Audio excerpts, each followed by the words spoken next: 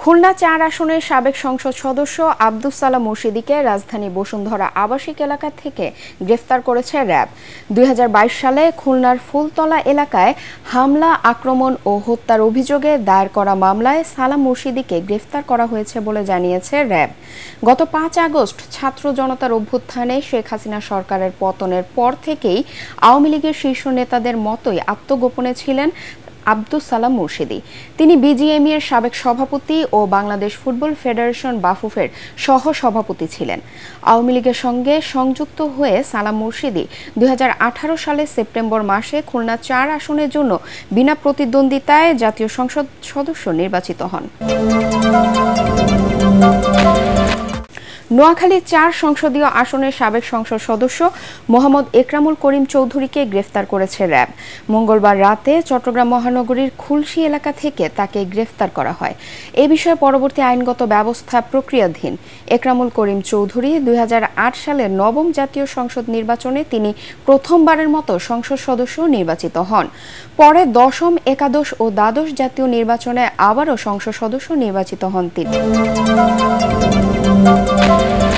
টিএসসিতে বন্যার্তদের জন্য ত্রাণ কার্যক্রমে ওঠা টাকার পূর্ণাঙ্গ হিসাব দিল বৈষম্য বিরোধী ছাত্র আন্দোলন। মোট ওঠা ১১,৬৯,৮৪,০০০ টাকার মধ্যে বন্যা দুর্গতদের জন্য ব্যয় হয়েছে ১,৭৮,৩৩,০০০ টাকা। ব্যাংকে থাকা টাকার মধ্যে ৮ কোটি টাকা দেয়া হবে প্রধান উপদেষ্টার ত্রাণ তহবিলে এবং বাকি টাকা উত্তরাঞ্চলের বন্যা কবলিতদের পুনর্বাসন কার্যক্রমে খরচ করা হবে বলে জানান সমন্বয়করা।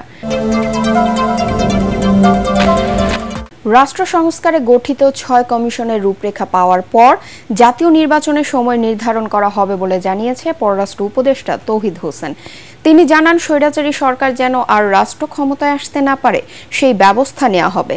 প্রধান উপদেষ্টার নিউ ইয়র্ক সফর ও জাতিসংঘ অধিবেশনে যোগদান নিয়ে আয়োজিত সংবাদ সম্মেলনে এসব জানান পররাষ্ট্র উপদেষ্টা।